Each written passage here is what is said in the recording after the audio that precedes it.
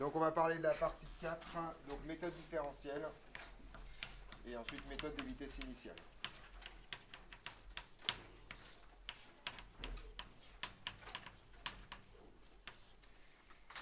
Donc, petite remise en contexte, cette méthode permet d'avoir une estimation de l'ordre global apparent, toujours, c'est toujours la même chose, P à partir des données. Je vous montre comment ça marche. Donc je remets un peu les hypothèses. Donc on suppose qu'on a alors une loi de vitesse qui s'écrit sous la forme dx sur dt qui est égal à k app facteur de c0 moins x à la puissance, enfin plutôt v d'ailleurs ici, à la puissance p avec un a ici, d'accord, c'est la formule standard qu'on utilise depuis alors c'est pas que si c'est k, oui j'ai appelé k, c'est ça, k app. Et qu'on a en fait un tableau donnant, donc maintenant vous commencez à comprendre de quoi je parle en fait, grosso modo, en n points les valeurs de x. Je vous rappelle encore une fois que si vous avez autre chose, une absorbance, une conductance, une concentration quelconque, vous pouvez toujours vous ramener à x sans aucune forme de difficulté. On est au clair là-dessus? Voilà. Alors, en fait, ce qu'on va faire, c'est la chose suivante. On va essayer de calculer la vitesse à partir de ce truc-là. D'accord? Donc, en fait, à partir de ce tableau, on va générer un tableau. Donc là, vous avez n termes, on est d'accord? On va générer, en fait, un nouveau tableau à n-1 termes qui va essayer de calculer la vitesse en faisant simplement des vitesses moyennes. D'accord? Donc, principe. Donc, on écrit que, alors, on va faire ça de façon assez formelle, pour tout j appartenant à 1, n-1, d'accord? Eh bien, en fait, Vj, alors déjà, on va faire la valeur moyenne. Xj, ça va être tout simplement à xi facteur de xi plus 1 divisé par 2. Donc, grosso modo, vous prenez la valeur moyenne de x entre x1 et x2, d'accord? Vous vous placez au milieu. Ça va là-dessus? C'est bon? Donc ça, pour l'instant, c'est pas très impressionnant, et vous allez calculer ça. Vous allez calculer Vj, qui est la vitesse moyenne entre le point i et le point i plus 1. Donc ça, c'est pas très compliqué non plus, il suffit tout simplement de se dire que c'est linéaire, d'accord? Et on calcule simplement le coefficient directeur. Ça va donc être xi plus 1 moins xi sur ti plus 1 moins ti. Qui est tout simplement l'équation du coefficient directeur de la droite. Donc l'idée, c'est de... Donc vous voyez que c'est dégueulasse comme méthode, parce que pour le coup, donc c'est la méthode de l'air, c'est le même délire. D'accord? On calcule la dérivation en assignant la dérivée au coefficient de variation. En cinétique, vous voyez que, vu les manips que vous avez faites hier et la semaine dernière, vous voyez que les points ne sont pas proches. D'accord? Donc ça ne vous donnera pas la vitesse, ça vous donnera une espèce de vitesse moyenne un peu dégueulasse au milieu des deux, et on espère que les points ne sont pas trop éloignés pour que ce ne soit pas complètement éclaté comme résultat. D'accord? D'où l'idée que ce truc-là ne vous donnera pas la valeur de P, mais une estimation. On est d'accord? Donc si on fait ça, en fait, on obtient un deuxième tableau, qui est tout simplement, en fait, avec une case de moins, mais qui va vous donner, en fait, xi, enfin xj et vj. D'accord? On a donc un nouveau tableau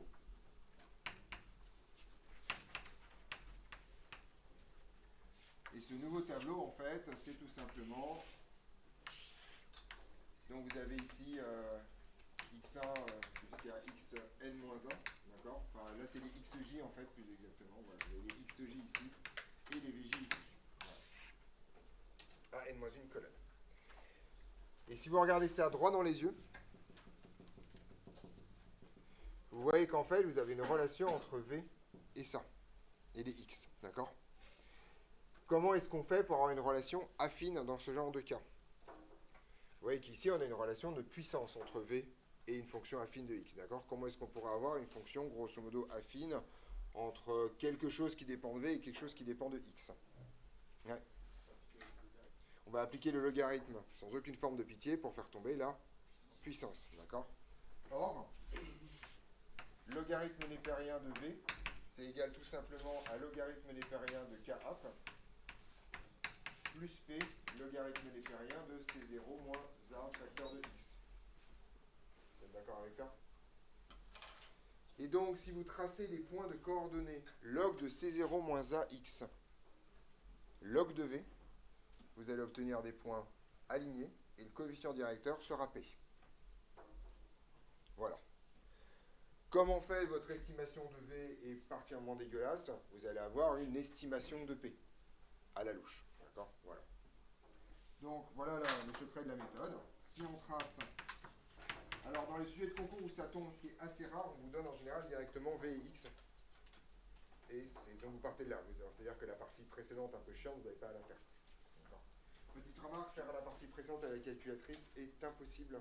Tout simplement parce que votre calculatrice garde le nombre de lignes et sont incapables de mélanger les lignes entre elles. C'est fait partie des petites limitations standards de tableau. Dans vos calculatrices, vous pouvez calculer une colonne en fonction d'une autre, mais vous ne pouvez pas calculer une case en fonction d'une ligne et de la suivante. Or, actuellement, les deux relations précédentes sont obligées de mélanger les lignes. D'accord? Si on trace les points de coordonnées, alors je vais mettre ça là-bas.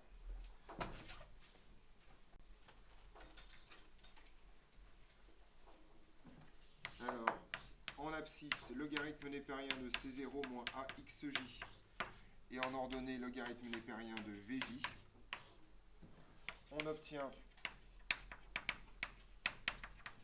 des points alignés,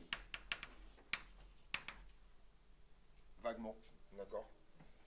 Et le coefficient de la droite d'interpolation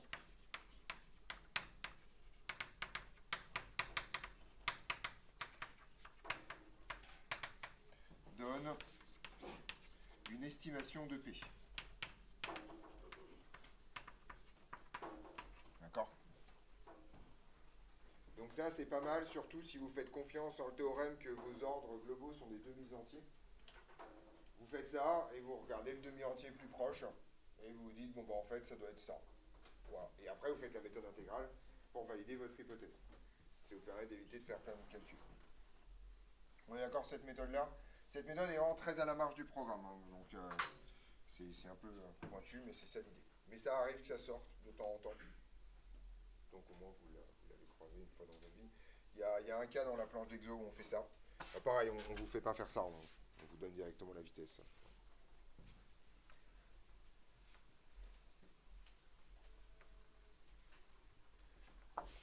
Alors, là, c'est le petit 6, c'est le petit 5. C'est ça. 5. Méthode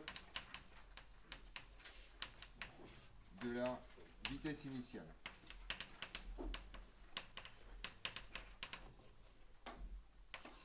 Ou méthode des vitesses initiales, comme vous voulez, vous mettez du pluriel ou pas. Voilà.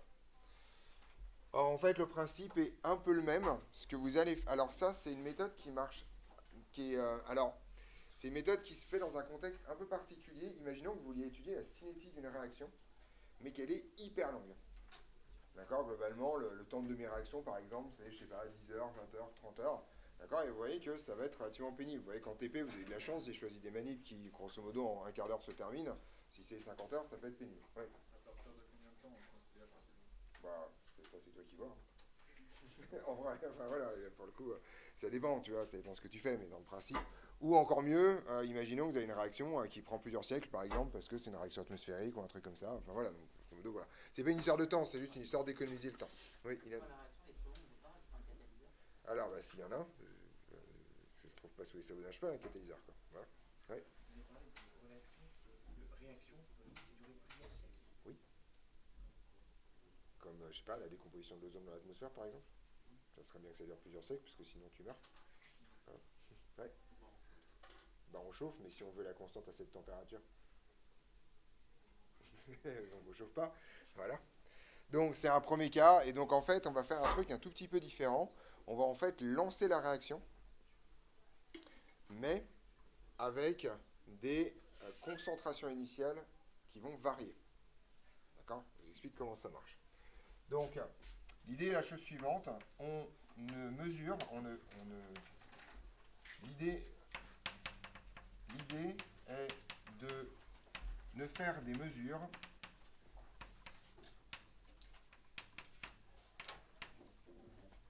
très rapprochées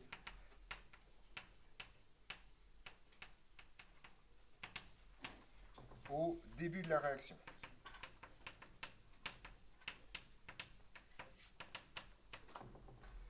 Alors, je vous montre un peu le cadre formel, mais vous allez voir que ce n'est pas très compliqué. Si on a en fait le fait que la vitesse, c'est égal à Kap, encore une fois, facteur de C0 moins AX, le tout à la puissance P. D'accord? Voilà. En fait, ce truc-là, vous pouvez littéralement l'appliquer initialement en particulier. Vous pouvez vous demander quelle est la vitesse initiale de votre réaction, d'où le titre. Or, la vitesse initiale de la réaction, c'est à t égale 0 bien sûr, mais ça correspond à quelle valeur de x, puisque vous êtes au début? À x égale 0, d'accord? Donc en fait, initialement,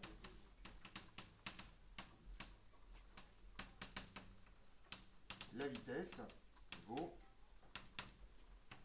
V0 est égal à Kap, facteur de C0 à la puissance P. Puisque x vaut 0, donc ça se passe fort bien. D'accord? Je vous rappelle que C0 est une concentration fictive, mais qui peut être littéralement, par exemple, la concentration du réactif limitant. Le reste étant constant par ailleurs. Ouais. C'est quoi la première phrase après L'idée est de ne faire des mesures très rapprochées qu'au début de la réaction. Il manque un Q ici. Qu'au début de la réaction. Donc on fait ça, et vous allez voir que donc ce qu'on va faire, c'est qu'au lieu de faire une seule manip, on va faire plusieurs manipulations où on va changer la valeur de C0. On va commencer à tracer les premiers points de x en fonction du temps. Par la méthode de la tangente, on trouve la vitesse. Et donc vous allez avoir un certain nombre de manips où vous allez avoir la dépendance entre V0 et C0. D'accord? Donc, on lance une manip pour une valeur de C0.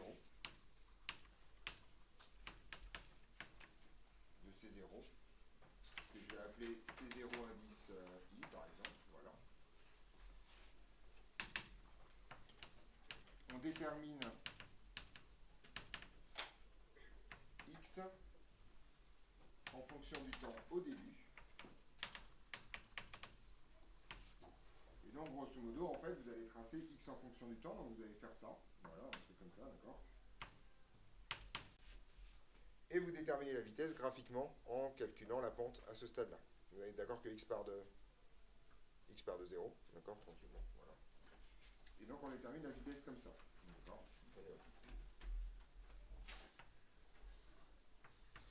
On détermine V0. On détermine la vitesse initiale qui est tout simplement la tangente à la courbe en 0. Oui, Sacha? Mais de base, vous nous avez pas dit. Si, je vous ai dit et je vais insister sur ce fait-là. D'accord? Voilà. Mais c'est la méthode de base. Mais je vais. Enfin voilà. C'est pour ça que ça a des problèmes. Oui, Camille? C'est x, C0i. C'est t. X de t. X de t. Voilà. Je sais pas. Voilà. Donc, si on fait ça pour plusieurs valeurs de V0, on va donc avoir une série de données. Si on fait ça pour plusieurs valeurs de C0,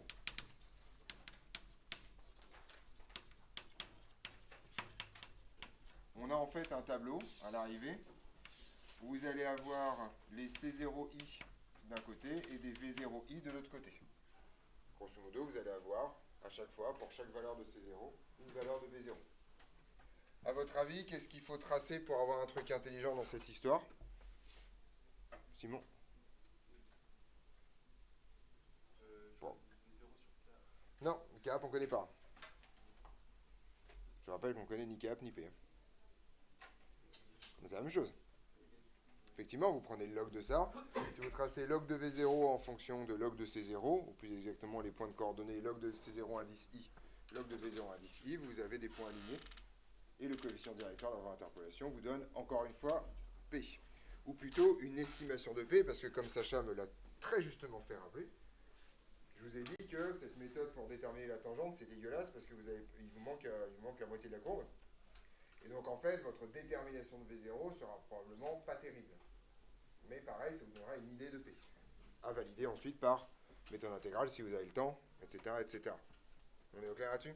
Voilà l'idée, donc c'est ça le principe. On trace alors les points de coordonnées. Donc j'en suis où? C'est, voilà, ln de C0i, ln de V0i.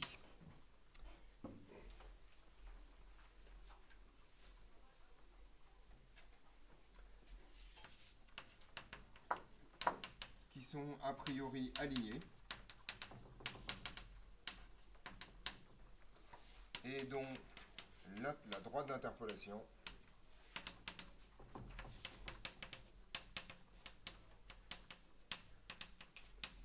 mène à une estimation de P. Pardon.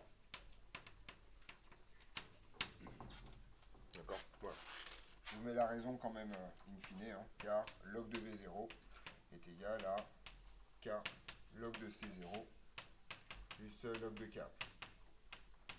Donc encore une fois, cette méthode est suffisamment entachée de problèmes, de mesures, en particulier de détermination de la tangente, pour que ça vous donne pas...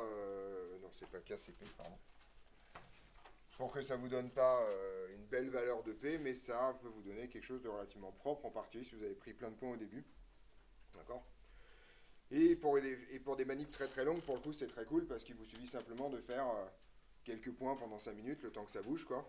Et puis si vous avez un truc suffisant, bah, vous êtes content et on est parti, quoi. Voilà. Il faut juste avoir un timing suffisamment élevé pour que vous voyez effectivement une concentration bouger avec vos appareils de mesure. C'est tout. Mais ça se passe très bien. Et après, bien entendu, validation par méthode intégrale sur une manip un peu plus longue.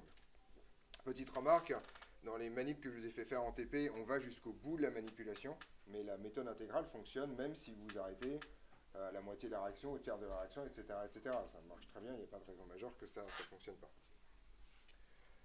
On est au clair là-dessus? Donc ça, c'est un peu les deux dernières méthodes, un peu à la marge. Il en existe une troisième, qui est ce qu'on appelle la méthode du temps de demi-réaction. D'accord? Si vous voulez, on peut la faire. Elle n'est pas dans les questions de cours, mais je peux en parler, vu que j'ai un tout petit peu de temps devant moi. Donc c'est avec le petit 6, si je ne me trompe pas.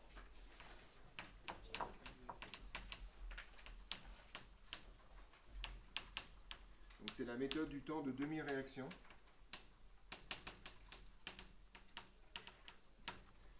Alors en fait, ça, on va faire un exercice ensemble, ça va vous entraîner un peu, globalement.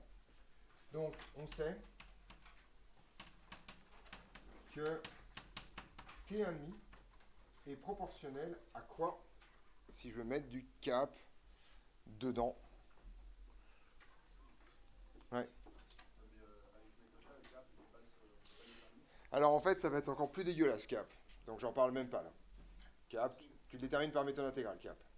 L'ordonnée à l'origine, si tu veux, si tes points sont vraiment dégueulassement alignés, ton ordonnée à l'origine, elle va prendre hyper cher. Ensuite, tu passes ça à l'exponentielle. C'est-à-dire qu'un truc qui prend déjà cher en termes de l'interpolation et que tu passes à l'exponentielle, tu es sûr que ton résultat, il est complètement dans les choux. D'accord? Donc, méthode intégrale derrière. C'est pour ça que j'en parle pas. Je suis d'accord avec toi que sur le papier, mathématiquement, on pourrait déterminer log de cap.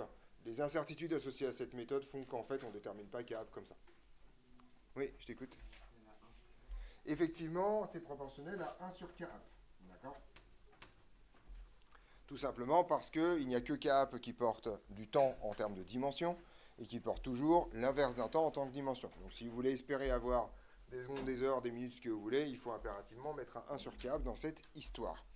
Sauf que K, par ailleurs, est aussi dimensionné en termes de mol par litre, enfin de concentration. Si vous vous souvenez, en fait, K étant concentration à la puissance, si je vais une connerie, 1 moins P, d'accord? pour que globalement, quand vous multipliez ça par une concentration puissance P, ça vous donne une concentration pour la vitesse. D'accord? Donc, comme K est en puissance, une concentration à la puissance 1 moins P, ça signifie en fait que T1,5 dépend de C0 à la puissance 1 moins P, pour que ce soit homogène. Ça, c'est obligatoire. Alors, petite remarque, ce résultat, on l'a vu dans 3 cas particuliers. Vous vous souvenez, pour P égale 1, c'est indépendant de C0. Pour P égale 2, c'est inversement proportionnel à C0. Pour P égale 0, c'est proportionnel à C0. Donc, on retrouve bien nos 3 cas habituels, et ça marche dans tous les coups. Et là, en fait, cette formule, elle est assez rigolote, parce que si jamais vous avez un moyen de mesurer facilement T1,5. Alors, mesurer facilement T1,5, ça peut paraître bizarre, et ça va dépendre effectivement de ce que vous faites. Mais imaginez par exemple que vous ayez une solution colorée et vous avez des échantillons colorimétriques derrière. Vous faites votre manip et vous regardez quand est-ce que votre solution passe votre référence colorimétrique qui correspond à une diminution par 2 de la couleur. Ça, c'est extrêmement rapide en termes de manipulation. Ça sert littéralement. C'est extrêmement facile à faire. Il vous suffit d'un témoin, d'un étalon quelque part. D'accord ? Vous pouvez le faire par spectrométrie. Vous savez que l'absorbance initiale s'étend. Vous attendez juste le temps qu'il faut pour atteindre la moitié. On est d'accord là-dessus? Et en fait, vous pouvez donc faire ça pour plusieurs valeurs de C0. Et si vous faites ça pour plusieurs valeurs de C0, et que vous tracez les points de coordonnées log de C0, log de T1,5, et bien en fait, vous aurez une droite dont le coefficient directeur sera 1 moins P. D'ailleurs, vous pouvez aussi constater que si vous changez C0 plein de fois, et que T1,5 ne change pas, ben c'est que P est égal à 1. C'est une caractéristique de l'entrepas. On est d'accord? Et si vous faites des choses encore plus intelligentes, vous n'êtes pas obligé d'en faire plein. Vous pouvez dire qu'est-ce qui se passe si je double la concentration initiale. Si vous découvrez par exemple que vous divisez par 2 le temps de demi-réaction, ça signifie que c'est un ordre 2. Si au contraire vous découvrez que vous multipliez par le temps de demi-réaction, c'est que c'est un ordre 0. Si ça ne change pas, c'est un ordre 1. Et toute combinaison bizarroïde entre les deux vous donnera accès à l'ordre. Donc en général, on fait 2 manips comme ça, on fait le rapport, et vous extrayez ça. Donc je vais vous montrer comment ça fonctionne.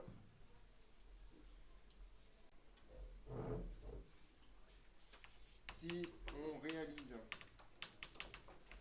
2 manipulations, alors bien sûr plus on en fait, mieux on se porte, avec C01 et C02,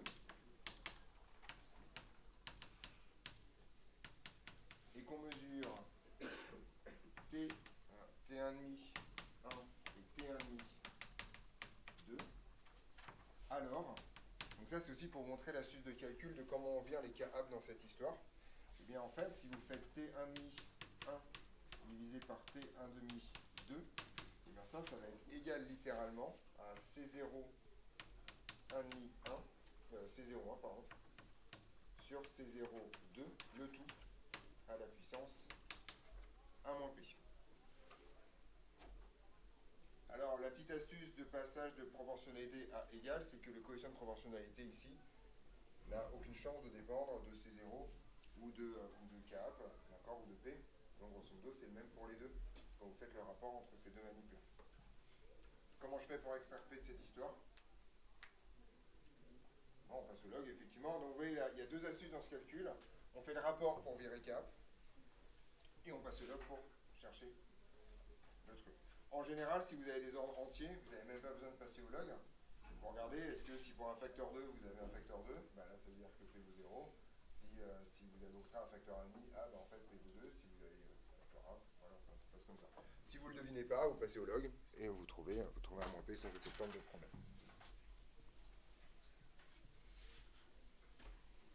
On a alors que 1 moins P, ça va être égal, alors je passe au log de chaque côté et je divise, ça va être, alors c'est un truc pas beau, hein. C'est le logarithme népérien de T1,5, 1 sur T1,5, 2, divisé par le logarithme népérien de C01 sur C02. Donc c'est un rapport de log qui, je vous le rappelle, ne se simplifie pas. D'accord, le rapport des logs, c'est que dalle. C'est le rapport des logs. Voilà, point barre. D'accord? De là à dire que P vaut 1 moins, ce rapport, il n'y a qu'un pas que je vais franchir allègrement, mais ce n'est pas une formule que vous êtes censé connaître, c'est juste d'une méthode pour extraire finalement le logarithme l'ordre dans cette histoire. Voilà. Celui-là, par exemple. Donc ça, c'est ce qu'on appelle la méthode du temps de demi-réaction. Si vous êtes capable de déterminer facilement le temps de demi-réaction, vous pouvez le faire juste 2 fois et faire ce rapport-là, ou effectivement, encore plus raffiné, vous faites plein de mesures de temps de demi-réaction en fonction de la conversion initiale, vous faites une interpolation linéaire avec des logs, et ça se passe aussi fort bien. Voilà. Donc là, je crois qu'on a vu les 3 méthodes un peu en marge du programme sur le sujet. Encore une fois, ces 3 derniers paragraphes sont vraiment à la marge du programme. Le cœur de votre programme, c'est la méthode intégrale. D'accord. Tout ce que vous êtes en train de faire en DM pour la semaine prochaine. Ceci termine les questions de cours et ceci termine également la cinétique chimique pour pour l'année pour le coup, même pour vos études complètes, vous n'en referez plus après. Voilà. Oui. Par rapport aux 3 méthodes, est-ce que c'est à nous de choisir? Non, ces méthodes ne sont pas exigibles, donc c'est pas à vous de choisir. Je vous les fais en cours parce que si à un moment donné dans un problème vous tombez sur un truc où il y a une liste de V0 et de C0, ça doit allumer une lumière dans votre tête disant ah oui, ça c'est la méthode de vitesse initiale dont on est en train de me parler. Voilà. Mais jamais à aucun moment vous êtes livré à vous-même face à des données et que vous vous démerdez. D'accord. Voilà. Si on vous donne VI en fonction des XI, vous dites ah là c'est la méthode différentielle, ok c'est bon, je sais ce que c'est. Si on vous dit on mesure le temps de demi-réaction pour diverses concentrations, vous dites ah ok là on est en train de parler de la méthode de temps de demi-réaction. Voilà, c'est juste ça, mais c'est pas du tout à vous de choisir. On va vous présenter des données, c'est juste pour vous préparer au fait qu'il est possible que vous ayez des données qui soient inhabituelles par rapport à celles de la méthode intégrale qui est en général 90% des problèmes. C'est tout.